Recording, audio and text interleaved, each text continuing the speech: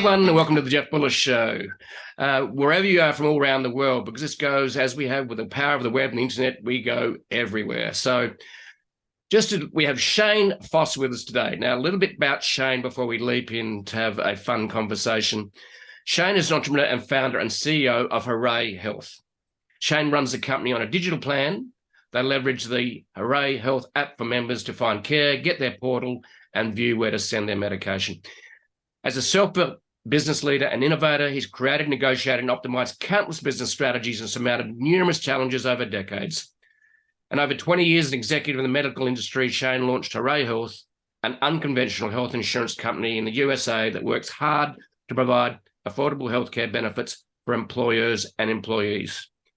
Shane's built himself into the business leader innovator he is today through more than 20 years of tenure as an executive in the medical industry.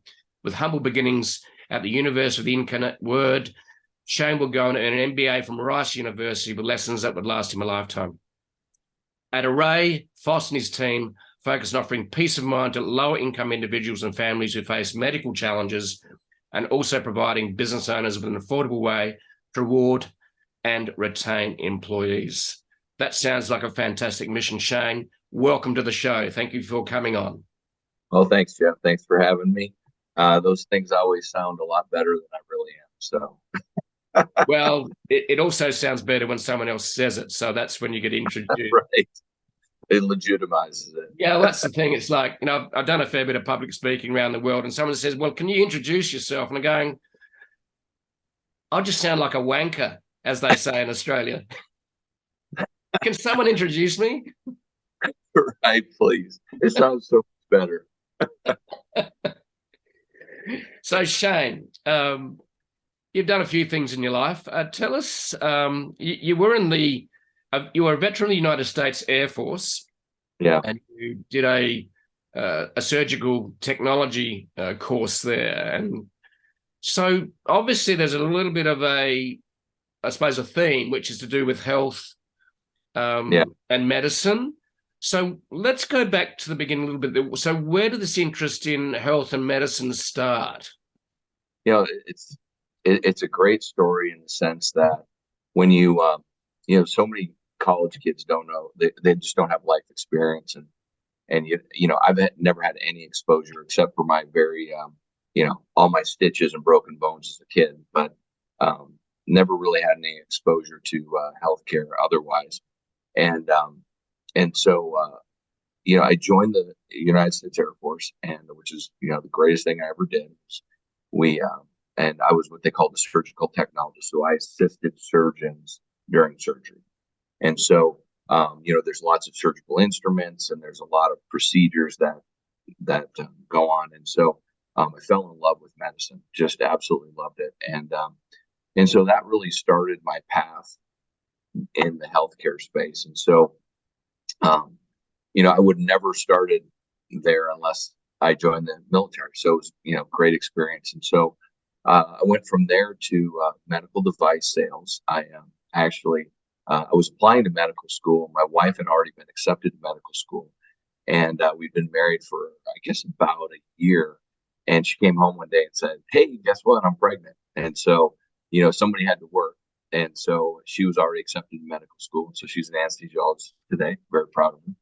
And so I started working for Johnson & Johnson in the orthopedic medical device area, which is total hips and total knees is what we sold. And so I stayed there and ended up really with Stryker Orthopedics, spending most of my career there, leading large sales organizations, but always in the operating room, medical device. Really loved it. It's such a rewarding place to be, because people come in with pain and they leave without pain, and their lives are changed. So being part of, especially on the orthopedic side, so it was really a great experience. Stryker was a wonderful place to be. They spent a lot of time and energy developing you, sending me to graduate school, doing all these, different Harvard programs, getting people meet people from around the world and work in teams, which was, just a really great experience for me. And so that was really how I started, but I've always been in sales as well, which I think is key for an entrepreneur, because you really learn to listen and understand what's going on because you're talking to customers every day. And I learned, I really learned about people growing up with my grandfather. And he was always such a, he was the person that really got me talking to people. So that was, it was part of my younger years. Okay, right. So was your grandpa a little bit of an inspiration?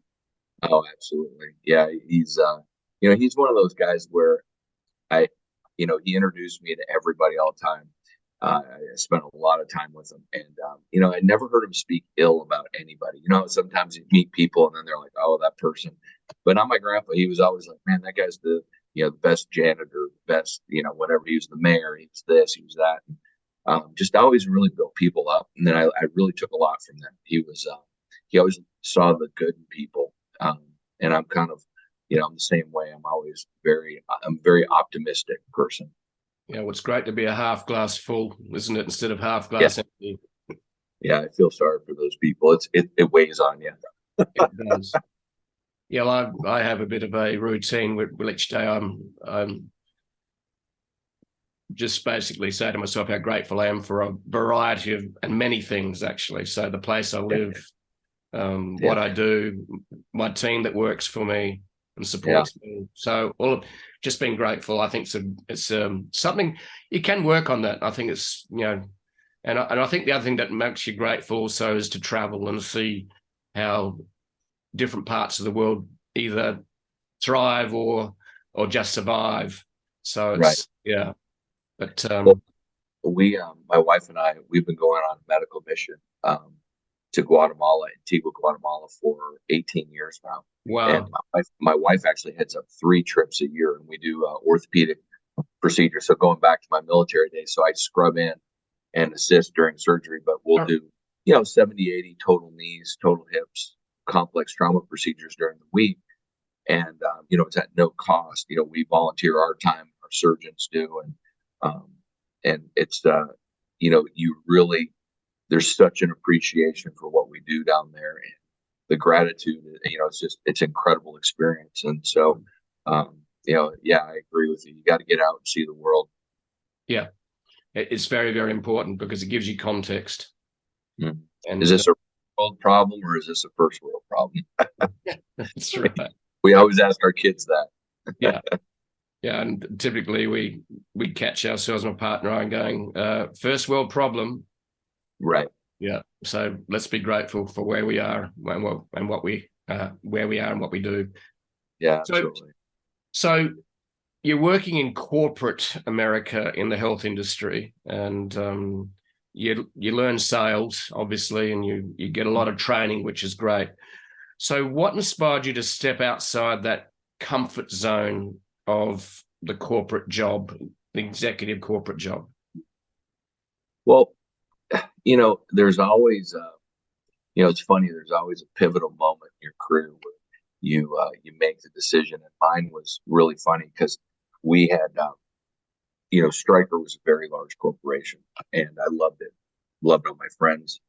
And but there was a point where, I'll just make it real simple, where you really figured out you were just a number, right? That you were very dispensable, and no matter how important and ingrained in the organization you were still disposable.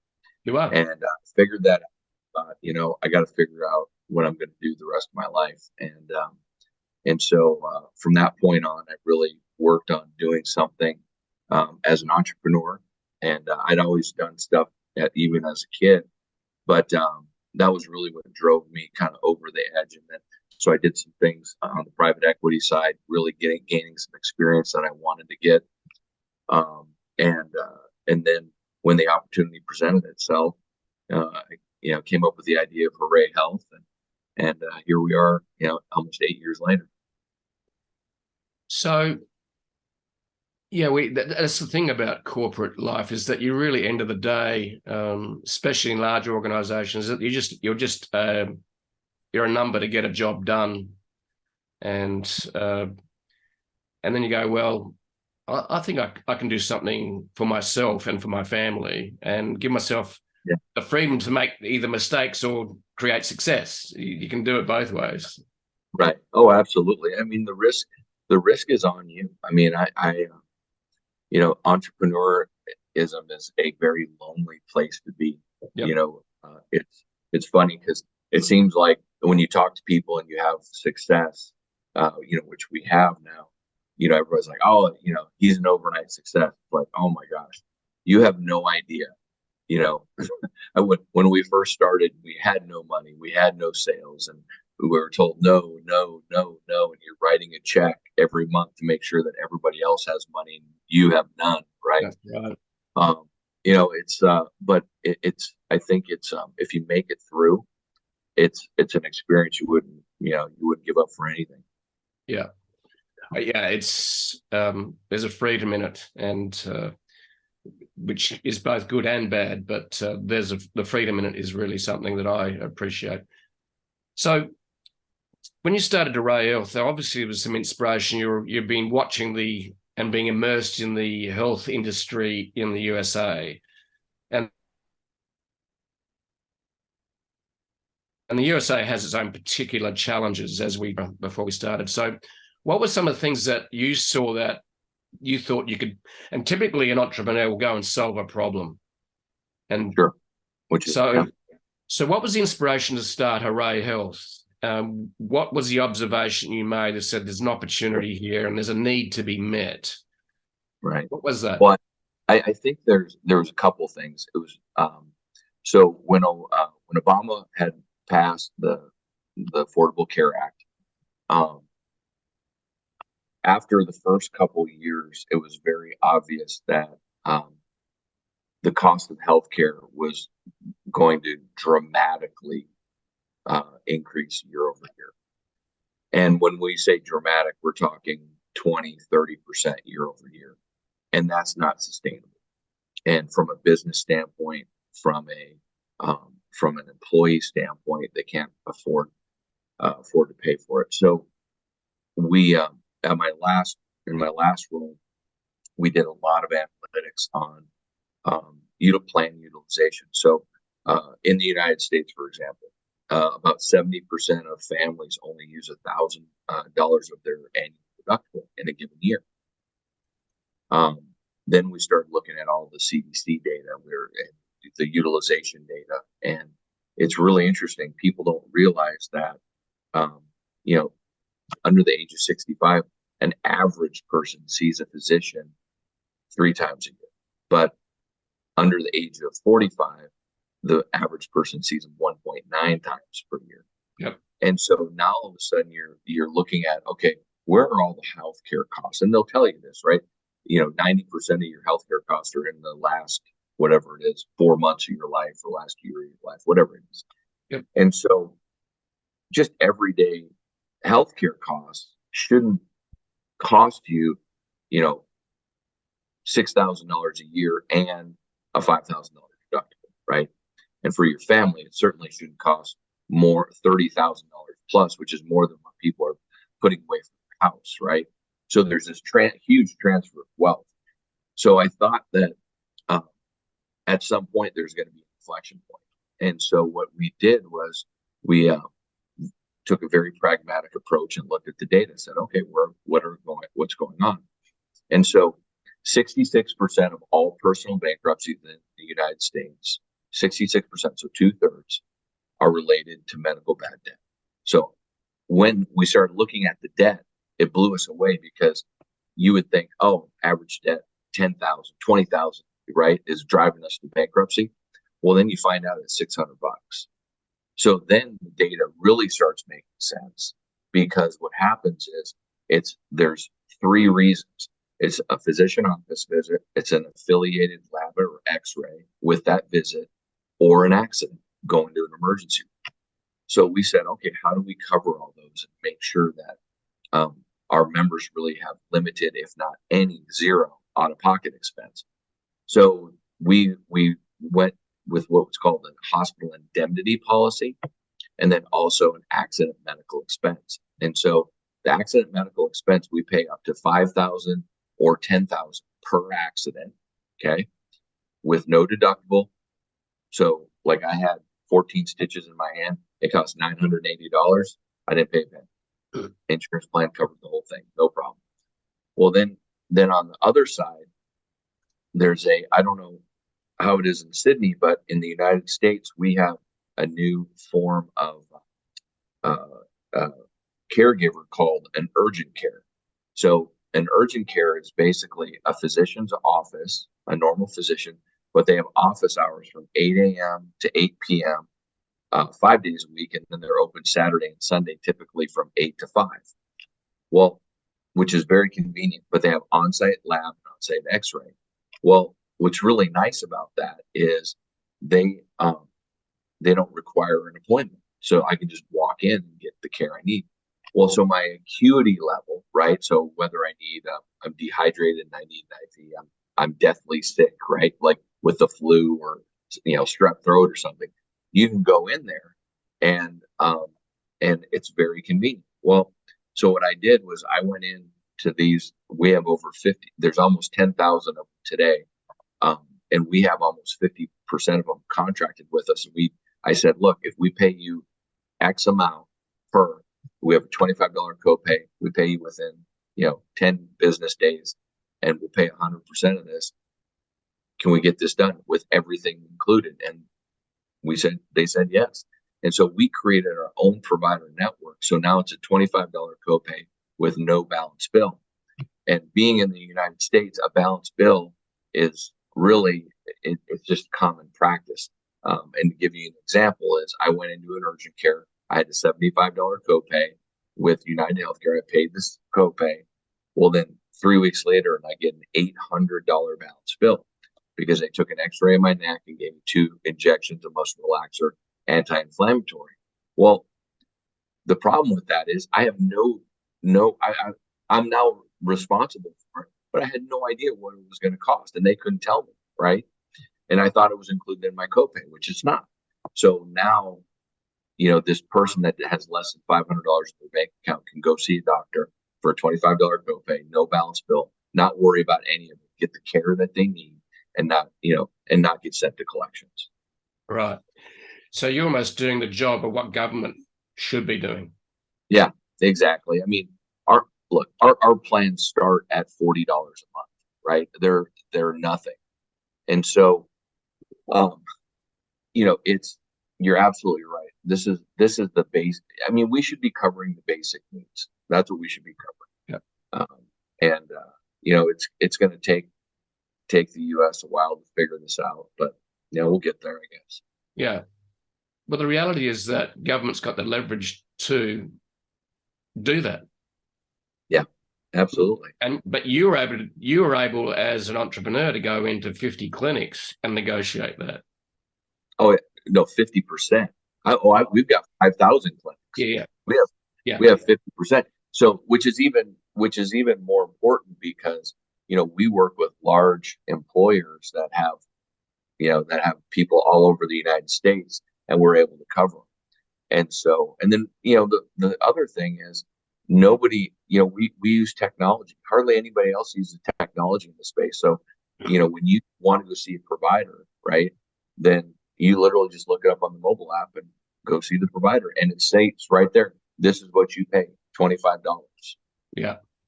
The medical industry traditionally has been very slow to adopt technology, especially in its communication. Booking an appointment. I remember recently, I think it was like, can you send me a copy of that via a PDF? Oh, no. That has to be via fax. I'm going, yeah, they still fax everything. Just like, they still fax everything because it's HIPAA compliant, right? It's the most HIPAA compliant way. It's like, it's crazy. So let me check my watch and my calendar. Oh shit! Fax actually stopped being used in about 1995. Yeah, exactly. Yeah. So, all right. So you've gone in and you negotiated. So they're making money still. Oh, absolutely. You save people money. You keep people healthier. You stop them having debt collectors show up. Now you told me a great story about someone who went and bought a lot of health debt. Tell us that story. That's fantastic. So he went and bought the debt that all these people owed. Right. So what people don't understand is, so in the United and for common people that have common sense, it doesn't make any sense. So in the United States, if I go have a total knee procedure, so I have my knee replaced, if I get it done with Medicare, the hospital's gonna get paid $12,000. If I go to have that same hospital, same doctor, same implant, everything done, it could be as much as $60,000 with an insurance plan, United Health, based on their contract. And so what happens is, if if I have a balance bill and I don't pay it, it's medical bad debt. And so and it's usually 10 to 20 times more than what they would accept, for pennies. I mean, they accept pennies on the dollar for it. But so this it's the gentleman that's on HBO, and I can't remember his name, but he went out and bought like $60 million in medical bad debt out on the market for like $10,000, and called every one of the people that had all this 60 million bad debt and said, I just bought your medical debt, bad debt. You're out of debt. You're good. And so it freed them all from the bad debt. But it really is. It's comical, but yet it's sad, because we're hurting people financially, their long-term financial stability. And we always tell everybody we're a short-term financial tool. If if you are worried about paying rent, or your car payment, getting to work, you can't afford $500-600 a month for major medical insurance. You just can't today. And not only can you not afford that, you can't afford the $5,000 deductible. Because think about this. So right now, it's not uncommon for us to see a family plan where the monthly premium is over $2,000, and you have $13,000 deductible to meet before you. So think about that. So you just paid $24,000 plus another 13. So you have to pay $37,000 out of pocket before the plan pays anything. Wow. Yeah. Wow. Yeah. I mean, it's insane. Yeah. It's insane. Yeah. And that's what I admire about what you've done, is to relieve that pain so people can get the care they need. Because essentially they're being taken to the cleaners by the wealthy corporations who don't give a shit. Yeah. Yeah. Yeah. It's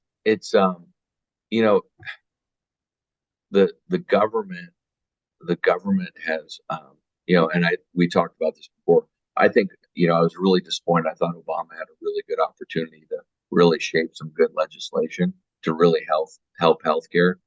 But I think he was looking more for the headline, his legacy, than really making a difference. And he compounded the issue, to be honest with you.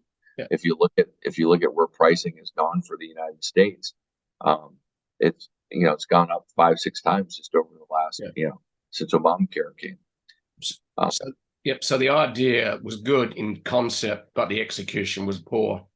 Yeah, I mean, they rushed everything, right? Yeah. They rushed everything, then they didn't think through it. And the problem is, when you have government bureaucrats that have never run a business, exactly, and they think limiting profitability is the way.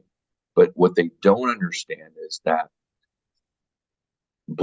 our insurance carriers still have to answer to Wall Street, right? And so they have to grow every year. Well, if you limit their profitability to 15%, guess what?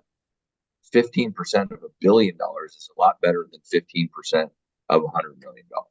Yeah. So they've got to allow the healthcare costs to rise to take their premium. I mean, I was just looking. United grew their bottom line by 12.4% this last quarter. 12.4%.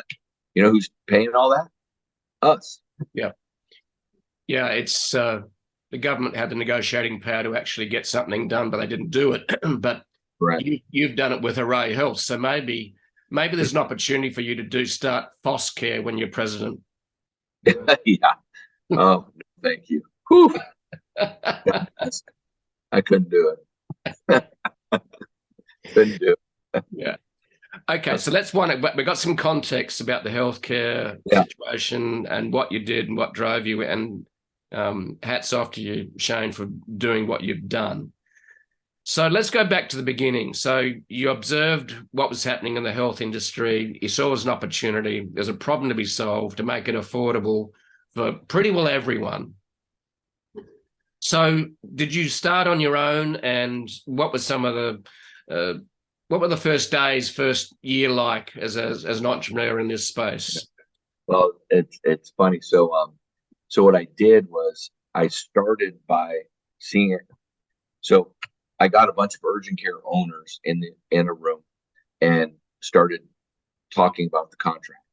So, hey, what makes sense? What are the most common things? All really the people that I'm going to contract with, I got their feedback. And by the way, we haven't changed their contract in 8 years. Same pricing, same everything. And that's unheard of in our space, by the way. So, and the reason was I went to them and asked them. So I started calling. There's no central phone book that says, oh, hey, call Care Now over here, So I literally was networking and linking, and we didn't have a single life.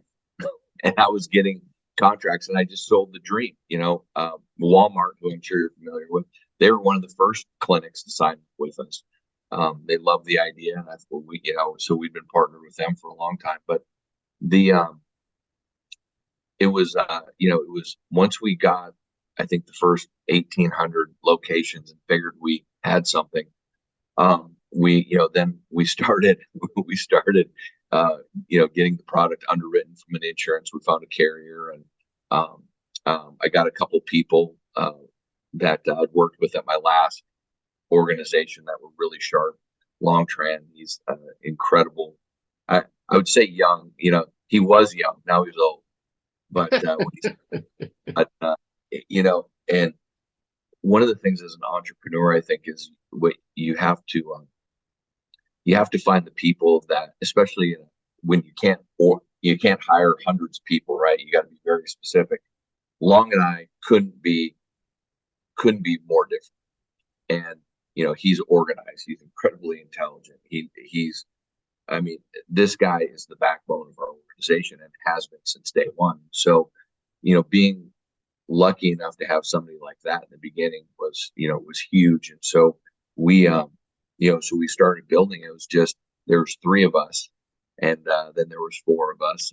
And so what I did was I funded it myself in the beginning. And then I went out and raised $1 million from friends and family, kind of to prove the concept. And then I went to the market, and we got a private equity group that was ended up our lead investor for the term sheet. We raised, I think, $7 million, about $7 million. Right. And so we're all in right now. We haven't had another round. We had to do a couple convertible notes during COVID. We got hurt during COVID, but other than that, we haven't had to raise a ton of money, but we're doing very well now. But when you talk about key milestones, I remember when we started off with all these small clients. I mean, they were only, they have 3-4 people enrolled, and you're just, one after the other, getting them signed up and chasing money, and then you learn, and it was really fun. But I remember when we got our first real large national client, and it was just such a eye opener to me, like, oh, this is how it was supposed to be. And then we really started to focus there, and we started growing, and then adding people, and over the last over the last 4 years, we haven't lost a client ever. Wow. We haven't lost any employees.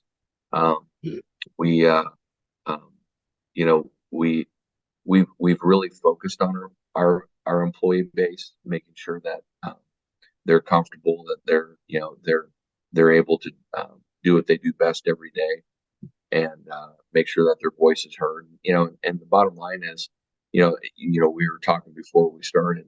I think appreciation is a huge part of a leader's responsibility Yeah. is really saying thank you. And, and that's part of what we need to do every day.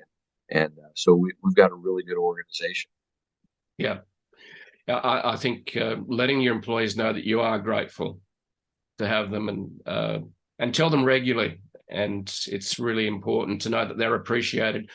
The other thing too, I think, in building a team is to trust them to actually get the job done instead of micromanaging. And that's really important too. I think so. Well, I hired you to do job X, and then just say, look, off you go, do it, and results will speak for themselves. And then that trust happens, and you build a team that actually feels valued. That's really important, isn't it? Yeah. Well, I think the other thing too is, you bring up a great point, is trust and letting them, failure is part of our journey. You don't learn anything unless you fail, and you're going to make mistakes. But I think one of the other exciting things about being an entrepreneur, and even as an employee working in an entrepreneurial startup, is, every day you're in with finance, you're in with operations, you're in with sales, you're in with compliance. You're not, when I was at Stryker, I was very siloed, right? Yeah. You're like, hey, don't get over don't get over the line, right? Here, there are no lines, right? It's, our youngest employee calls me up, hey, you owe me this, can I get this, right? I mean, there's no, which is great. I love it.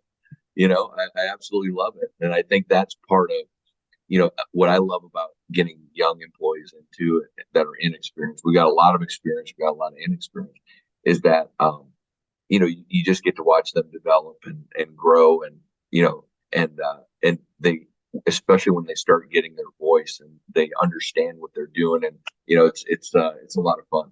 Yeah. Yeah. It's good to see people grow and learn, isn't it? And I think one of the motivating things is, I think as individuals, for me especially, is to actually grow and learn, and that becomes motivating, becomes almost a virtuous loop as well. I'm better now, I keep learning, leaning, and be curious. So what's the size of the team now, Shane? So we have 25 full-time employees. We've got another 15 that are 1099 that are our employees. So, we're up to 40. Right. Okay. That's pretty cool. Yeah, it is. Especially when there was there was 3 of us in the beginning. Yeah. So so it's not a bed of roses. You actually had to go out and get, basically you had to get your first, 1,800 carers companies. So basically you're doing a lot of cold calling. Oh yeah, absolutely. And that's where the sales came in, right? You got to sell the dream. Yeah. So, I sold a lot of the dream. So, yeah. So on top of that raised another interesting question for me is, and I've heard it in the startup world, is that I remember talking to Melanie, who I know, the founder with a partner of Canva, and I think she did 45 different presentations before she got anyone to bite in terms of investing in Canva, which is now a $40-50 billion Australian startup. wow. So Canva provides, online graphics, for companies to use. So it's well known in the digital industry, which I'm part of. So when you went out to raise money, you would have had to put a slide deck together to sell the dream. How was that? It was very humble. It was a great learning experience.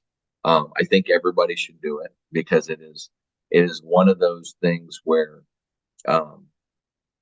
you really, you've got to be careful, because you don't want to oversell, right? Because there's expectations, but so there's a fine line between overselling, I mean, you gotta hit that fine point. But yeah, I gave hundreds of presentations, and then I think one year Long gave me my my thing, just doing online, like Zoom calls. I did 430 in a year presentations. Wow. Yeah. And so not a lot of those were client, but I did a lot from on the investment side. It is hard. But I think you've got to be realistic with yourself, and you got to make sure that you're honest, and make sure that you're going back and refining the message every time, because there's always consistent themes with every raise that you have. So you just got to make sure that you're communicating that. Yeah. And also putting a slide deck together, you are basically working out what is my message. In other words, the honing of the message must have been very, very important. Oh, absolutely. Yeah, because you you've got a lot of really smart people out there, really smart people that ask very good questions, and you need to be prepared. And your message only has so much of it as well, right? So you got to remember that you've got your component, which is your business, but there's a lot of other people that are going to be like, well, what if we have nationalized healthcare? What are you going to do? And then just it really is amazing, and it's a great experience. So I wouldn't change it for the world, but wow, I'm glad I'm not doing it right now. Okay, so raising money was a challenge. What are some of the other challenges you found along the way that entrepreneurs need to understand that maybe is not apparent? Making changes quick if it's not working. I think people hold on to people too long. I'll give you an example. We had our very first sales lead, which is a seasoned insurance person that we had, and I I kept on I kept him on for probably, I should have let him go a year earlier, and then Right. he did. But you know what? To Long's, uh, uh, just insight. He, to his credit, he told me, he's like, we need to make that change because it's not working, and he was right. And we made the decision, and but you got to make a lot of hard decisions, and you got to make them quick, because you run out of money a heck of a lot faster than you think you do, especially if you've been raising money. And I think the other part of it is, from an entrepreneur standpoint, um, just making sure that you're getting the right investors. Make sure, if you've got a bunch of people that have never been in your business, they can't really help you. So making sure that our investors are, most of them are from our space. So I have a huge knowledge base to lean on, to call and just say, hey, I don't understand this, or can you help me? Do you know this person? And so being very strategic about where your money comes from, because we had a lot of people that were offering us money that just didn't know anything about this space and thought it was an interesting idea. But the problem is, they don't help you get to that next level, which is really important. So what I'm hearing you saying is that it's very, very important to get investors on board who add to the mastermind to Right. help you get to the next level. Yeah, absolutely. Because there's a lot of people that will say, I can help you do this, I can help you do that. And I'm numb to it now because I've heard it so much, and I don't believe anybody. But in the beginning, people that want to invest are like, oh, I'll make your introduction to XYZ. We'll get you 20, 30,000 customers like that. Well, and then when they get the reality, sets in when you go meet with the first one, and they're like, yeah, this isn't right for us. We're not going to do that. And that person's sitting there. Well, I tried. I thought I could do it, but okay, why aren't you profitable yet? It's like, so you gotta make sure that you're getting the right investors that understand the space, and then they're typically a lot more patient and understanding as well, because we had a big issue with COVID. Everybody just said, We're not doing anything else. We're not changing. We're not doing anything. And we had been down the path with a bunch of potential clients that were like, we're just going to not do anything today. And we're like, you got to be kidding. So we just held on to what we had for that, year and a half. And, we came out of it really strong, but our investors understood what was going on. Yeah. Yeah. A lot of the challenge with startups is that you're in an arms race. Number one is the market share arms race, which is the sales marketing race. Then the other challenge, typically, especially as a lot of businesses are essentially digital businesses now, you are a technology company, is the technology arms race to stay ahead of the curve. Yep. So tell us a little bit about, I'll be intrigued by your answers to how does technology serve you, and what's some of the challenges you've had there in terms of you using obviously an app? Tell us a little bit about that. Yeah. So from a technology from a mobile app point, we long leads that part of the business, and we have a team in Bangladesh that we work with and have now for 7 years, and they do all of our development work over there, and it's gone great. Mobile app has always been really our focus because it centralizes all of our benefits and really helps our members get to where they need to be. We have $0 cost virtual primary care, so they can talk to somebody right on the phone, a doctor, get prescriptions, stuff like that. So that's always been really important for us, and so we've really owned that. Well, historically, as a startup, we didn't raise enough money to build our own platform, right? Our own enterprise resource ERP platform. So what we did was we used another software, and it was really challenging because it didn't do what we needed it to do. Even though it was in this industry, there were a bunch of little things that actually compound, and so we literally have 5 people on payroll that just do manual adjustments to this platform. And so our tech stack was really, limited. And so what we've done now is we've actually built our own ERP platform that addresses everything. And so now those 5 people are repurposed, right? So you're able to run our business at a much higher, more efficient level and provide better customer service because of our ability to report, to do all these other things right built into the platform. And so, but that's expensive as a startup. That's if you do it right away, I think, not only, the $1 million price tag, but you're going to add another couple million in there because you don't know. I'm glad we waited to do it because you didn't know what you were going to need down the road because we've evolved so much.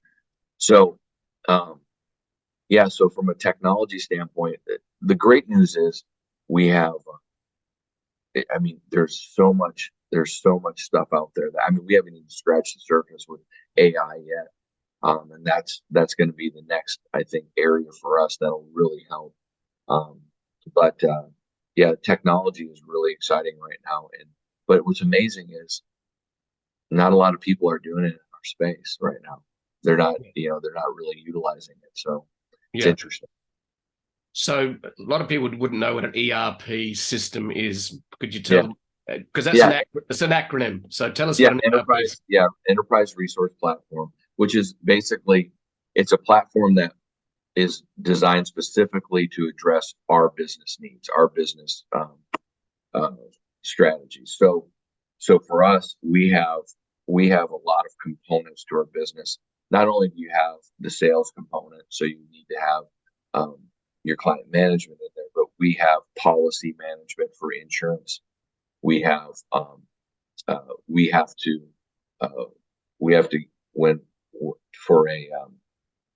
for a broker to sell our product, we have to have them appointed with the carrier. So there's a broker management system. There's a finance where you're collecting premiums, and then you're paying commissions. We have all these different components that are unique to us. And we have a bunch of different capabilities that we have that some other people don't, where, for example, a weekly billing process, it sounds like it's not a big deal, but in our world, it's much more challenging. So yeah, that ERP platform is really important for us to because there's no off the shelf platform that's going to work for you, right? So you got to, you just gotta. So what you do is you hire people to fix it or adjust for it manually. So yeah. So let's have a little quick chat about AI. I know that you're sort of just scraping the surface, you said, but it's obviously got huge implications for almost everyone. And one of the abilities of AI is to take a lot of data and make sense of it. Right. And you must have a lot of data. Yeah, we got a lot of utilization data. So what are some of your thoughts on the use of AI in business that is not necessarily keeping you up at night, but you see as maybe an opportunity to do what you do better, to do more with less, in other words, amplify the team and get smarter and even more creative, because AI is also very good at creating new combinations that humans just hadn't thought of. I'd be interested in some of your thought bubbles on AI for business that you cross your mind. Yeah, absolutely. So I think first and foremost, where we'll start going down the AI path immediately is within the next year is on the customer service side, because there's so much compliance and regulation on an insurance standpoint. I think we've got it boiled down to like 50 questions that are standard questions that come up. And so AI standpoint, we can really work to provide 24/7 high-level customer service that looks like a person, that isn't a person. Because most of our clientele, our members want to text anyway, so it's very, very capable. But where I think AI really has the biggest opportunity is, so in the United States, one of the biggest challenges is people choose to go to the emergency room first before going to an urgent care, And so an emergency room bill is going to be $3,000 to $6,000 for something that should cost $200. Yeah. Okay. So I think where AI is going to come into play, and we're looking at a few different options now, is on our mobile app, having the ability, I'm sick, and then start walking through symptoms to where they can determine where you should go. And even from when you think about when you look at from a liability standpoint, you got to be very careful with that. But on the flip side, if I have somebody coming in that says I'm having chest pains, I don't want them to go to the urgent care. I want them to go to the emergency room, right? So you want to make sure that they're doing that, but there's enough, AI in healthcare that it's going to revolutionize healthcare, and I think it's going to bring misdiagnosis down dramatically. And that's where I really see it, and I really see the benefit. And it'll be interesting to see if we can optimize some of our plans, right? I mean, we did it manually ourselves, right? We take a very pragmatic approach. We don't have a lot of crazy things. We literally have just a handful of benefits that are what we call meaningful, but also where I can still deliver an affordable product for our members. Yeah. Yeah, I think medical area is going to be huge, because one of the things, I go to a doctor and I look at them and I ask them a question, and let's say I'm dying I've got lung cancer, and what are the latest treatments, and or whatever, it really doesn't matter. Like, I've got a blood problem. What are the latest, research showing on that globally? Well, an AI agent would have access to all this world data. Well, could have. So, because humans are, my memory is shit, especially the older I get. Well, I mean, we make mistakes. And the other thing is, you're very regional. So I told you my wife is a physician. Well, it's interesting because we had a friend that was up in Colorado and went back to South Texas, went to see a doctor, and the first doctor was like, geez, I don't know what's going on. Weird rash, fever, stuff, just really weird. Well, next doctor walks in and goes, "Oh, I was just up in Colorado. You see this all the time. This is Rocky Mountain fever, blah, blah, blah." And he goes, "Were you just in Colorado?" I was like, "Yeah, I was just in Colorado." He goes, "Yeah, you got Rocky Mountain fever." But but the symptoms are very specific. But if you don't see it, right? I mean, we're human. We've got limited capability. But if you type that in and said, "I have white dots on my wrist and I've got a fever and this," and they're gonna be like, "Oh, that's Rocky Mountain," right? Yeah. So yeah, I agree with you. I mean, I think AI is huge. You're still going to need physicians to do the work, but from a physician standpoint, what a great sitting there walking through, and think about that as this physician shortage compresses, right? I mean, being able to do more with AI is going to be huge. Yeah, I agree. I think it's a huge opportunity. Yeah. Look, I I don't see AI as a replacement. I see it as an enhancement. Absolutely, I completely agree. And that, just like what we talked about there, it's like, just imagine you have access to a super agent that's got access to all the latest research on every disease on the planet. Yeah, absolutely. And you're going, okay, the pattern is this. The agent comes in, the AI comes back and says, well, it's either A, B, or C. And the doctor says, oh, I have no idea, just like happened with your doctor. And right. Yeah. And doctors are great. They're fantastic. But I look at some doctors and they're just showing up. Yeah. Well, it's just like anybody else, right? Yep. You got some people showing up. And there's other doctors that are so passionate about what they do. They go to every course. They're adding to their medical background with, naturopath type solutions. Right. So this is what excites me on many levels about AI. And AI is the biggest generational change in technology and humanity, I'd say, in ever. Yeah, I was going to say ever, because, yeah, I mean, I don't know if you saw that 60 Minutes, but they were interviewing, so they were interviewing the Google CEO, and then one other CEO, I can't remember who it was, but the Google CEO is literally the AI there. I can't remember what they're calling them, but literally taught itself some random language like Hindu, blah, blah, blah language. They never taught it.